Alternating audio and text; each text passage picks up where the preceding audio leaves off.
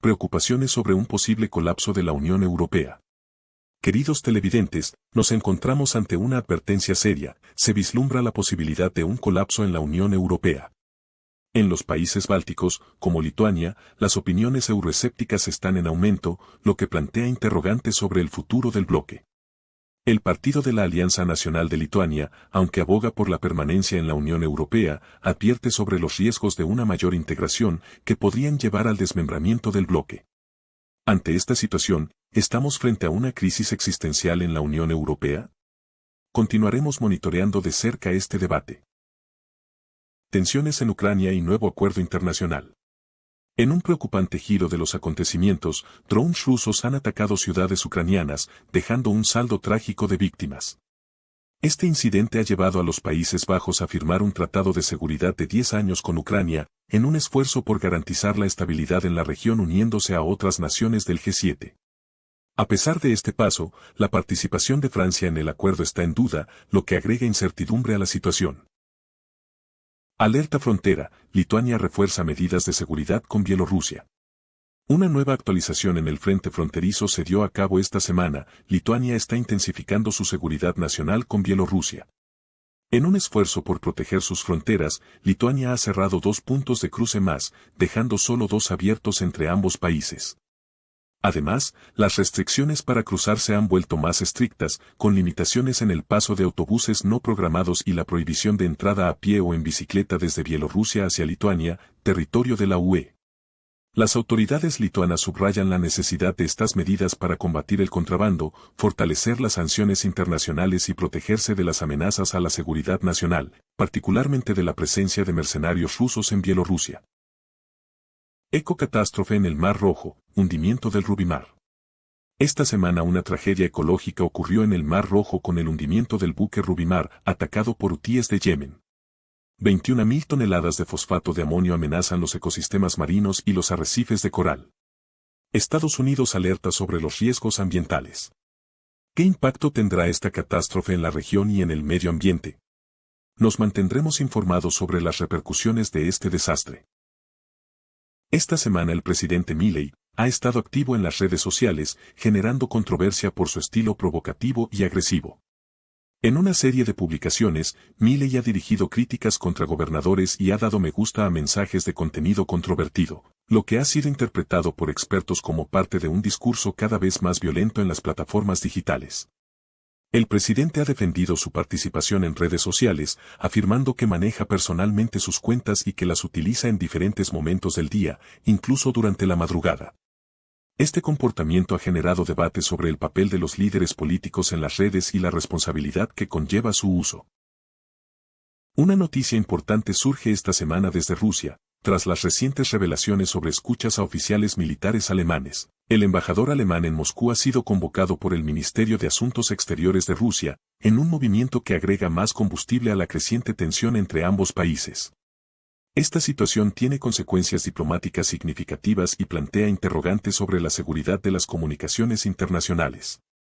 Manténgase al tanto de nuestras actualizaciones para más detalles sobre este desarrollo y su impacto en las relaciones internacionales. Esta semana, Netanyahu ha mostrado oposición ante el viaje de Benny Gantz, miembro del Gabinete de Guerra de Israel, a los Estados Unidos para reunirse con el gobierno de Joe Biden. La prensa estadounidense reporta que Netanyahu ha ordenado a la delegación diplomática que no colabore en la planificación de esta visita. Esta acción revela las crecientes divergencias dentro del gabinete israelí respecto a la guerra contra Hamás en Gaza. Mientras que Netanyahu y los partidos fundamentalistas judíos no desean un alto al fuego, el gobierno de Biden presiona a Israel para que acceda a esta medida. El viaje de Gantz incluye reuniones con altos funcionarios estadounidenses, coincidiendo con la visita del ministro de Asuntos Exteriores de Qatar a Washington. Este episodio refleja tensiones tanto políticas como estratégicas en el contexto del conflicto en Gaza. Escándalo en Perú por supuesta contratación irregular del primer ministro. Una noticia de gran impacto nos llegó desde Perú esta semana. La Fiscalía ha anunciado hoy la apertura de una investigación contra el primer ministro, Alberto Otárola, por presunta contratación irregular. Este hecho ha generado una gran controversia en el país sudamericano, tanto que la presidenta, Dina Boluarte, le ha solicitado explicaciones. Manténgase atento a nuestras actualizaciones para obtener más detalles sobre este tema que sacude la política peruana. Revelación de información clasificada sobre Ucrania. Esta semana tuvimos una noticia de gran relevancia desde Estados Unidos. El Departamento de Justicia anunció el arresto de un empleado civil de la Fuerza Aérea por supuestamente divulgar información clasificada sobre el conflicto entre Ucrania y Rusia en una plataforma de citas en línea. Este incidente ha generado preocupación en el país, ya que la seguridad nacional y las relaciones internacionales podrían verse comprometidas por esta filtración de datos sensibles. La sospecha de que la divulgación se haya realizado a través de una plataforma de citas en línea añade un aspecto inesperado y alarmante a la situación, planteando dudas sobre la integridad de los sistemas de seguridad y la conducta de los empleados públicos. La economía de Israel es golpeada. La economía de Israel enfrenta graves consecuencias debido a la guerra en Gaza. Según datos oficiales revelados por la Oficina Central de Estadísticas de Israel, la producción económica del país se redujo drásticamente en los últimos meses de 2023. El Producto Interno Bruto sufrió una caída del 19,4% anual en el cuarto trimestre del año pasado, coincidiendo con el inicio del conflicto con Hamás. Esta cifra sorprendió a los analistas, ya que superó significativamente las expectativas, que no estimaban una contracción tan pronunciada. Debate en España por horario nocturno de restaurantes y bares. La propuesta de esta semana de adelantar el cierre de locales por parte de la ministra de Trabajo, Yolanda Díaz, genera controversia en el sector de la hostelería. Díaz argumenta que España está desfasada con respecto a Europa y propone adelantar una hora el cierre para proteger los derechos de los empleados y reducir riesgos para la salud. Sin embargo, muchos empresarios se oponen, argumentando que recortar horarios afectaría gravemente sus negocios, especialmente tras las dificultades económicas causadas por la pandemia. Nikki Haley se retira dejando a Trump como último gran candidato republicano. Esta semana, Nikki Haley, exgobernadora de Carolina del Sur y embajadora de Estados Unidos ante la ONU, retira su candidatura en las primarias republicanas. En un discurso en Charleston, anunció su decisión después del decepcionante supermartes. Afirmó que continuará usando su voz para defender sus creencias y criticó la disfuncionalidad del Congreso. Haley destacó la importancia de apoyar a aliados como Ucrania, Israel y Taiwán. Su retirada deja a Donald Trump como el principal candidato republicano para la nominación de 2024. Masivos ataques de Rusia contra UNS en Ucrania. Esta semana tropas rusas llevaron a cabo un nuevo ataque contra UNS en la región de Sami, causando varios heridos. Se lanzaron 42 drones desde diferentes regiones rusas, de los cuales 38 fueron derribados por los sistemas de defensa ucranianos.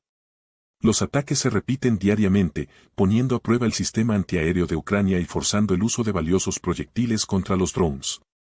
Los expertos militares destacan este objetivo, mientras las autoridades informan de heridos en la región de Sami. Problemas de salud del Papa Francisco. Esta semana el Papa Francisco, de 87 años, nuevamente necesitó ayuda para leer su discurso en la audiencia semanal en la Plaza de San Pedro debido a problemas respiratorios y de movilidad. Incapaz de subir al papamóvil, ha enfrentado dificultades de salud en los últimos días, incluyendo una reciente visita al hospital para pruebas no especificadas. Aunque ha padecido gripe, bronquitis y otras dolencias en los últimos meses, sigue participando en sus deberes papales, aunque con limitaciones. Choque de barcos entre China y Filipinas en el Mar del Sur de China.